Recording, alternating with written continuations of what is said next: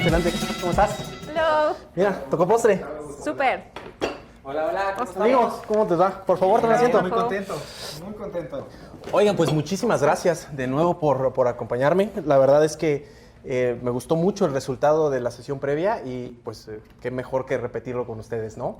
Creo que podemos obtener esta misma visión para otros casos igual de complejos y entonces a sacarle provecho, ¿no? Creo que en esta ocasión, Catalina, tú quieres presentarnos un caso, ¿no? Sí, amigos, les traigo un caso de 2018 de la vida institucional. Es un paciente masculino de 73 años que tiene como único antecedente tabaquismo conocido y un infarto hace 5 años que se trató con medidas conservadoras, o sea, no recibió reperfusión, se quedó o perdió un poco el seguimiento y se quedó solamente con ácido acetilsalicílico. Y en esa ocasión nos llaman a urgencias porque llega este paciente con palpitaciones, lipotimia, sensación de malestar general y dolor torácico intenso, ¿no? Entonces, pues bajamos, vemos al paciente. El paciente está con datos de bajo gasto, con una ATA de 80-40. Tomamos un electrocardiograma y entonces vemos este trazo que les quiero enseñar. Entonces, en el trazo pues evidencia ahí este QRS ancho con una frecuencia cardíaca como de 214 latidos por minuto y cumple criterios de Brugada para una taquicardia ventricular monomórfica, ¿no? Sostenida. Entonces, este paciente, pues, por la gravedad de la situación, por la inestabilidad hemodinámica, tuvimos que hacer cardioversión eléctrica. La primera vez sale a ritmo sinusal como 3 segundos y vuelve a caer en taquicardia ventricular. Una segunda vez, una tercera vez. Entonces, ya en la cuarta vez se hizo infusión de amiodarona y ya la cuarta cardioversión ya sale a ritmo sinusal. Después de esto, por supuesto, pedimos laboratorios. De los más relevantes, las troponinas estaban sumamente elevadas, con una troponina de alta sensibilidad de más de 4,000 y un BNP más de 1,500. Entonces, el paciente estaba realmente muy complicado y en el contexto de dolor torácico, pues entonces hicimos lo propio, ¿no? Pues la verdad es que, como comenta el caso Katy, es un caso complejo y ante la posibilidad de un síndrome coronario agudo agregada a esta parte de elevación de troponinas, el BNP, el dolor torácico, la verdad es que yo creo que el contexto da para considerar meterlo inmediatamente en el cateterismo. Claro. ¿No? Sí. Si bien creo que tienes razón, creo que por el antecedente de cardiopatía isquémica ya conocida y este evento, la elevación, el dolor torácico, sí podría hacernos pensar. Me gustaría a mí tal vez un paso más atrás, ¿no? A mí me gustaría comenzar por el análisis del electrocardiograma. El electrocardiograma, como bien comentaste, tiene todos los criterios para taquicardia ventricular y sabemos que los algoritmos típicos no nos suelen predecir muy bien cuando hay una cardiopatía de base el origen de la taquicardia. Sin embargo, algunos estudios se han hecho, Miller especialmente en el 2016 publicó un algoritmo muy útil que nos puede ayudar como en este caso.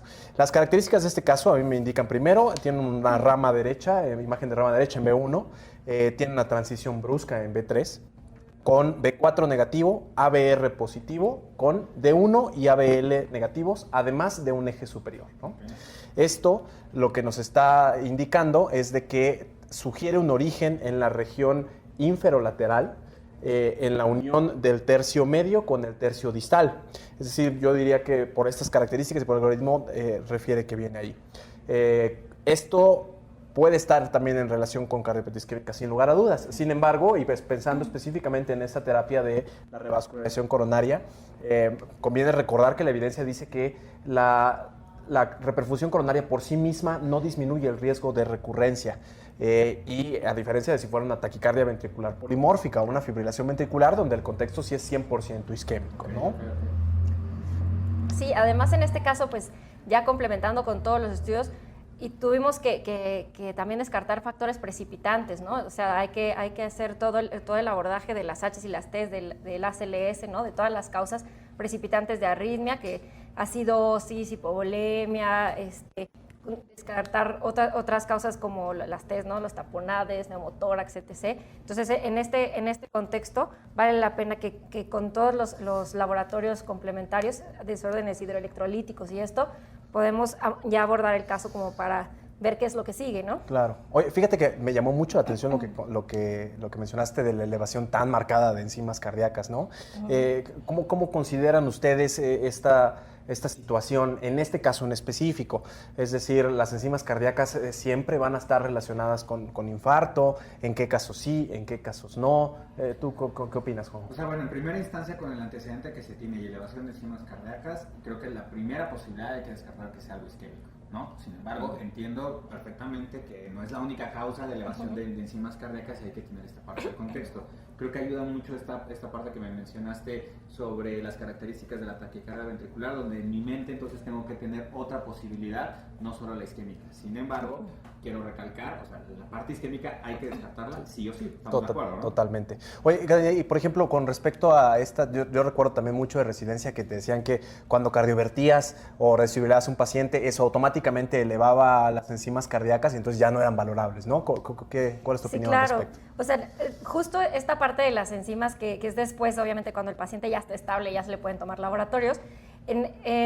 Yo creo que a todos nos tocó que ya no es valorable después de que lo cardioviertes, según por la lesión que genera la pura cardioversión, ¿no? Pero claro que esto también ya está demostrado que la cardioversión por sí misma, como tal, como terapia, no eleva tanto las enzimas, las troponinas, ¿no? No genera tanto daño miocárdico. Más bien, yo creo que en este caso hay que tomar en cuenta la parte de la taquicardiomiopatía que tiene por la frecuencia tan alta de la arritmia y porque aparte el paciente, o sea, parece increíble, pero llegó al consultorio, bueno, a urgencias, caminando, ¿no? O sea, claro, llevaba ya un tiempo con esto, ¿no? Entonces, aún con esa frecuencia llegó caminando. Bueno, y en este caso, ¿qué pasó? O sea, se logró estabilizar el paciente. La verdad es que, como lo platicas, es un caso súper complejo. Sí, pero una toma de decisión difícil en urgencias de forma muy rápida. Por supuesto. Sí, ¿no? Y cumple criterios de tormenta eléctrica, ¿no? Más de 3 ahí taquicardias, 3 desfibrilación, bueno, cardioversiones ahí en urgencias. La verdad es que se logró, te digo, hasta el 4º intento y ya con infusión de amiodarona. Obviamente de ahí fue a terapia intensiva, ¿no? Y en terapia intensiva pues se planteaba esto que decíamos, ¿no? ¿Qué es lo que sigue? Porque pues nos daba miedo de que otra vez fuera a caer en una arritmia como estas, ¿no? Sí, claro. Ahora, el electrocardiograma en sinusal inmediatamente después, me parece que también lo tenemos aquí por lo aquí, tenemos, ¿no? sí. Aquí les muestro el electrocardiograma. No sé si nos quieres ayudar, Juanjo. Pues mira, desde este punto de vista de la sospecha isquémica y todo esto, claro, lo que veo relevante es una zona inactivable inferior, pues lo que me parece mucho más claro. La transición la veo correcta de sesiones anteriores, pero no más cosas, ¿eh? La verdad es que está difícil que con solo este electrocardiograma podamos determinar totalmente que es algo isquémico. Sí, fíjate, haciendo hincapié en esto que dices, efectivamente tiene unas ondas Qs profundas y de mayor de 40 segundos de duración en D2 de 13 ABF. Entonces eso sugiere una cicatriz inferior, ¿no? Exacto. Pero si te fijas, existe relación con lo que decíamos inicialmente de taquicardia, de la taquicardia, ¿no? El origen de la taquicardia. Es decir, este electrocardiograma ya en sinusal nos refuerza un poco la idea de que la taquicardia ventricular monomórfica viene de esta región que ya tiene una cicatriz previa. Me parece bastante interesante. Okay. Y va con el infarto, ¿no? O sea, que sabemos que tuvo ya un infarto hace 5 años y esta es una zona cicatrizal, ¿no? Entonces, probablemente este haya sido el territorio, ¿no? Afectado hace bastante tiempo. Entonces es importante recalcar, a lo mejor el mensaje es sí, en la tormenta eléctrica hay que tomar decisiones, hay que hacer lo que tengamos que hacer para resolver la arritmia, pero con un electrocardiograma en sinusal, a lo mejor tranquilizar un poco y tomar decisiones más correctas. Creo que me quedaría con este mensaje, ¿no? ¿Y tú así lo meterías a catéter? Pues mira, la verdad es que por todo el contexto y mi sesgo, debo aceptar, lo metería a cateterismo. Es que de hecho las guías de manejo de SICA sin elevación te mencionan esa parte. Paciente con inestabilidad eléctrica y tienes alta sospecha de síndrome coronario agudo, es imperativo meterlo a sala de cateterismo de forma inmediata. Ahora, que eso derive en una intervención coronaria, de ahí más bien dependemos de otras cosas, ¿no? Ya sea de algunos estudios previos que hayas logrado realizar, o incluso en la misma sala de hemodinamia tendrás ciertos elementos como tomografía de coherencia óptica, ultrasonido intracoronario, que te pueda definir un poquito más la parte de la placa, a lo mejor algunos estudios de fisiología, para poner un poquito mejor en contexto. Ya prácticamente solo tomar una decisión con pura angiografía, cuando tenés todos esos elementos, creo que valdrá la pena, pero definitivamente sí lo metería. Y yo creo que sí se metió, ¿no? Sí, exacto. O sea, pues de ahí fue directo a Cate, ¿no? Todos teníamos mucho miedo de que volviera a suceder. Sí, por supuesto, por supuesto. Y entonces aquí tenemos las imágenes de la geografía. No sé si nos ayudas, Juanjo, a describirlas. Claro que sí. Pues mira, por las imágenes que me estás mostrando aquí, la verdad es que se ve una enfermedad aterosclerosa progresiva, muy avanzada. Toda la descendente anterior del segmento medio hasta la parte distal se ve con enfermedad difusa, la circunfleja desde la parte proximal que se extiende hacia la obtusa marginal, por ejemplo, esa oclusión total crónica de la posterolateral izquierda. Y mira, la coronaria derecha también, que es la zona del infarto previo, una enfermedad muy severa, difusa, que incluso termina en una oclusión total crónica de ese ramo posterolateral. Entonces, sí, no es un caso sencillo, ¿eh? Okay. ¿Y cómo ven aquí? ¿Alguna lesión que sí sería tratable? ¿Buscarías más información? ¿Qué sugerirías tú, Juan? Yo creo que definitivamente, y algo que es claro en la parte de intervención, es que trata de meter al paciente a cateterismo con la mayor información posible, ¿no? Porque eso te va a ayudar a tomar las decisiones correctas de si tienes que hacer algo o no en este caso del paciente, ¿no? Entonces, la verdad es que si tú me pones el contexto como es ahora, que no tengo ningún estudio de imagen previo, pues tendría que buscar a lo mejor, digo, no se ve ninguna característica, a lo mejor caracterizar con algún estudio de imagen solo para descartar una placa rota o algo así, para tomar una decisión, pero sí me gustaría tener un estudio de imagen, ¿no? Inductor de isquemia. Ok, y supongo que tomamos sigue. más, ¿no? Sí. Sí, claro, después de eso, por supuesto, ya que el paciente esté estable, pues hay que hacer un ecocardiograma, que es este que vamos a ver acá. Ok. Entonces, en el ecocardiograma, pues muy interesante que el paciente ya tiene cardiopatía dilatada, ¿no? Tiene esta zona de cicatriz que es muy evidente con alteraciones de la movilidad. Además tiene esta parte de un poco de insuficiencia mitral, ¿no? Por secundaria a la dilatación ventricular. Tenemos una disfunción sistólica severa, ¿no? Que esto es muy, muy importante en el contexto de este paciente. Y pues datos del ventrículo derecho ligeramente dilatado, pero con función ventricular todavía conservada, ¿no? Ok. Ahora bien, este es un estudio en reposo, ¿no? No nos da más información. Claro. Entonces, cierto es que así en ese momento, pues el ecocardiograma pues ya nos da este contexto de que la parte del infarto pues ya es antigua, ya es una cicatriz, etc. Pero de todas formas, como bien decías, el estudio inductor de isquemia que se eligió en ese momento fue una medicina nuclear, que también aquí tenemos las imágenes. Y entonces, como vemos aquí en la medicina nuclear, pues tenemos la fase de reposo y la fase de estrés, y pues vemos un defecto súper claro en la misma zona de la cicatriz, un defecto inferolateral, que no tiene mejoría en reposo, ¿no? Que en realidad parece que no hay isquemia en ese territorio. Es un defecto que está desde el reposo y en el estrés y no hay grandes cambios. Quizá un poquito de isquemia en la parte septal, pero todo lo demás parece que pues es ahí un tejido sin isquemia, ¿no? Muy grande. Y por ejemplo, ya con esta información ya mucho más amplia, ¿tú considerarías abrir alguna de las lesiones que observamos en el cateterismo en este paciente? Mira, específicamente este paciente definitivamente creo que no tiene ningún beneficio porque no hay una evidencia clara que la isquemia exista, ¿no? Claro. Entonces tienes un estudio que es contundente en ese punto y creo que el tratamiento es únicamente farmacológico desde el punto de vista isquémico, ¿no? Okay. O bueno, del contexto isquémico crónico que tiene el paciente. ¿No? Ahora, es interesante esta pregunta que me dices sobre las oclusiones totales crónicas porque pues hay varios reportes, ¿no? Que tú bien los has leído de si disminuye la carga arritmogénica, si abrir o no abrir las oclusiones totales. La verdad es que todavía no existe los estudios robustos como para poder dar esta parte de la indicación. Creo que es necesario individualizar a cada uno de estos pacientes porque también es un marco muy heterogéneo entre los pacientes. Pero lo que sí es claro es que si tú tienes un paciente con una oclusión total crónica en un síndrome coronario agudo y la oclusión total crónica no es el vaso responsable, el paciente le va a ir peor. O sea, ¿por qué? Porque tiene mayores comorbilidades, la función ventricular está más disminuida y esto incrementa el riesgo de mortalidad, ¿no? Okay. Entonces, creo que se tiene que individualizar. En el caso específico, no las trataría. Ok. Y por ejemplo, aquí ya platicando o saltándonos un poquito la intervención coronaria, ¿alguna otra intervención considerarían DAI en este paciente, por ejemplo?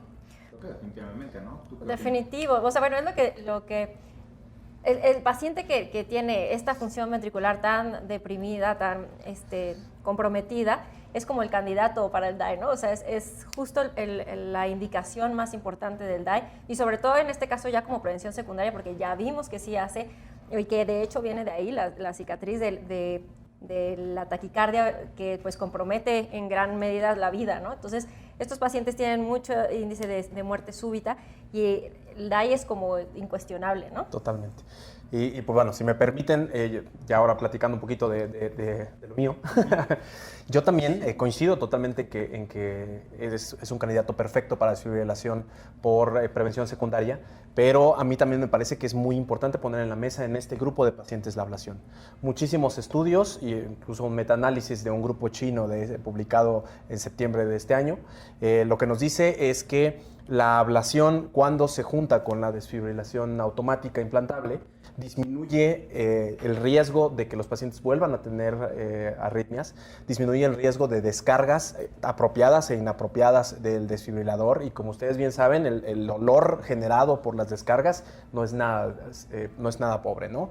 Entonces, la ablación ha demostrado en muchísimos estudios estas ventajas y que se consideran muy importantes para los pacientes. De hecho, un estudio publicado en 2016, el estudio Vanish, en el cual en pacientes con cardiopatía isquémica que ya tenían desfibrilador y que tenían episodios de taquicardia ventricular, se aleatorizaron hacia terapia farmacológica, o subirle la terapia farmacológica o hacerles ablación. El grupo de ablación tuvo una mejoría significativa. Es decir, a mí me parece que es una terapia que tendría que considerarse, ¿no?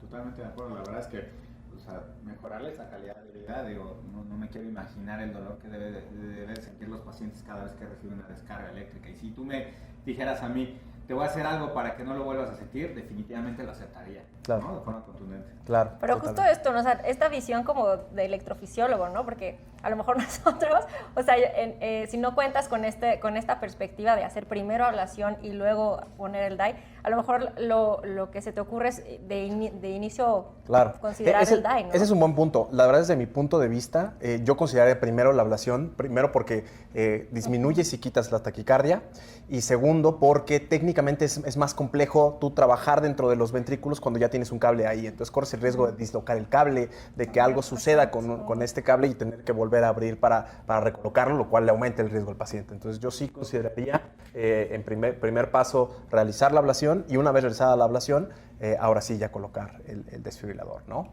En este caso hicimos primero la ablación, y como vemos aquí también en las imágenes, tenemos un ventrículo izquierdo con una cicatriz amplia que coincide con lo descrito ya en los estudios previos. El color rojo es una cicatriz densa, el color morado es un tejido normal, y vemos cómo tiene estos tejidos o estos colores que representan el resto del arco iris, es tejido de conducción lenta, que a lo mejor ese es el sitio de taquicardia. Entonces lo que hacemos, como se hizo en este caso, son estos puntos de ablación, que son los puntos rojos alrededor de la cicatriz, en la cual buscamos cortar esos canales. Y una vez que logramos esto, disminuimos el riesgo de que tenga taquicardia ventricular nuestro paciente.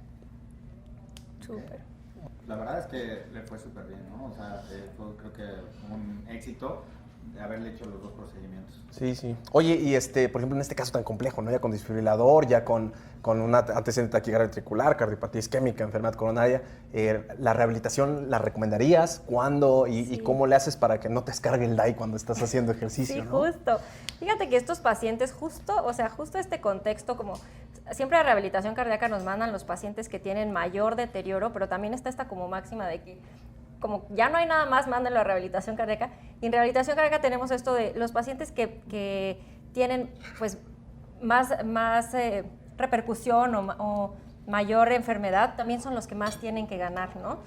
Porque ciertamente es que estos pacientes, cuando les ponen estos dispositivos, o sea, desde que entran, sobre todo este paciente que estuvo en terapia intensiva, etc., o sea, ya tienen reposo prolongado, estancias hospitalarias prolongadas. Entonces, aquí se tiene que empezar desde fase 1, ¿no? Que la fase 1 es la parte intrahospitalaria de la rehabilitación, que es como quitar los efectos del reposo prolongado, empezar a movilizar, empezar a familiarizar al paciente con vamos a decir, su nueva enfermedad conocida, ¿no? Porque él se conocía con cardiopatía isquémica, pero no había tenido estos eventos terribles, ¿no? y eso lo deja con mucha ansiedad, ¿no? Porque ¿cuándo me va a volver a pasar? Y ahora que me pusieron esto, ¿cuándo me va a descargar? Y entonces estos pacientes se ha detectado que tienen altos índices de ansiedad, altos índices de depresión, ¿no? Aparte pues de las ganancias que en cardiopatía isquémica ya todos sabemos que es una indicación clase 1, ¿no? Claro. Todos los pacientes con cardiopatía isquémica deberían ir a rehabilitación cardíaca porque tienen mucho que ganar en capacidad física, mucho que ganar en VO2, mucho que ganar en mortalidad, en disminución de rehospitalizaciones, mejor control de la enfermedad, disminución de factores de riesgo. O sea, cardiopatía isquémica es el plus de la rehabilitación cardíaca, pero sobre todo en estos pacientes que ya tienen un dispositivo intracardíaco y que aparte tienen esta ansiedad de a qué hora me va a descargar, hay que enseñarles pues desde todo, ¿no? Desde cero, dónde es el umbral donde va a descargar, y siempre tratar de mantenernos debajo de ese umbral, como entre 10 y 20 latidos por debajo de ese umbral, y enseñarle cuáles son las actividades que puede hacer dentro de ese, y es literalmente como una capacitación, sin dejar de lado la parte que decíamos de la depresión y todo esto de la parte psicoemocional que llevan estos pacientes, que a veces hay que medicarlos, ¿no? Porque su vida ya no es igual, ¿no? Entonces, en estos pacientes es como el candidato a rehabilitación cardíaca y el que mayores beneficios puede obtener de la rehabilitación. Oye, fíjate, me causó una duda, por ejemplo, tú que también manejas mucho más cardiopatía isquémica. Estos pacientes, por ejemplo, doble antiagregación plaquetaria, aún con el DAI, que aumentamos el riesgo de hematoma, sangrado, ¿cómo titulas la terapia? Más o menos, ¿cómo lo haces o cuál es tu experiencia? Sí, la verdad es que en pacientes con insuficiencia cardíaca se ha reportado en el mundo que un gran porcentaje egresan sin tratamientos completos. Claro. ¿Por qué? Por el miedo de que no se vaya otra vez a hospitalizar, que vaya a empeorar. En conclusión, y la verdad es que las personas que están encargadas de estas clínicas de insuficiencia cardíaca te recomiendan, trata de iniciar con el que tú te sientas como más en confianza dependiendo de cada uno de los pacientes, un beta bloqueador, el YEC, etcétera. Y trata de instaurar todos y los vas titulando poco a poco. Finalmente tendrás las siguientes semanas para ir subiendo y titulando las dosis. No tener miedo, creo que esa es la parte del mensaje, ¿no? Y que el paciente no se vaya si no tiene un tratamiento completo, al menos iniciado en dosis mínimas. Ahora, con respecto a esta de la doble antiagregación, pues bueno, los estudios han reportado que mantener una doble antiagregación por más de un año te incrementa mucho el riesgo de sangrado. Sin embargo, afortunadamente han salido nuevos estudios sobre, por ejemplo, en el caso de rivaroxaban, 2.5 miligramos cada 12 horas, podría ser una muy buena estrategia en un paciente con, que se le agregue la aspirina de alto riesgo cardiovascular, en el cual pueda disminuirte los eventos trombóticos sin incrementar tanto el riesgo de sangrado en comparación con los inhibidores de P2Y12, ¿no? Ok, no, pues complejísimo el caso, ¿no? ¿Y cómo le fue, por cierto? Pues la buena noticia que es que después de esto, o sea, ya después de la ablación, que gracias a Dios tenemos electrofisiólogos en la institución, ¿no?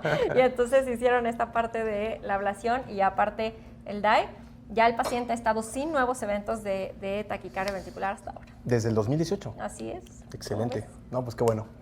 Oye, y la verdad es que algún aspecto que quede pendiente en esta situación, que digamos, tú le enfocarías más hacia la actividad física, más cardiovascular, más muscular, ¿qué te interesa más en esto? Sí, pues fíjate que nosotros siempre que vemos un paciente en rehabilitación cardíaca, al principio les hacemos como una prueba de esfuerzo máximo para ver cuáles son las limitantes del esfuerzo físico, ¿no? Siempre que, ya viendo este contexto de que el corazón es pura cicatriz, o sea que ese tejido realmente no lo vamos a generar en angiogénesis y va a empezar a moverse mágicamente, tratamos de descargar un poco la parte de lo central del ejercicio a hacer fuerza muscular para que puedan hacer periférica, yes, pues, o sea, brazos, piernas, fortalecer el músculo periférico para que puedan hacer sus actividades sin generar tanta fatiga central, ¿no? Claro. Entonces, esta parte es muy, muy interesante, o sea, la rehabilitación cardíaca por eso tiene tan buenos resultados, ¿no?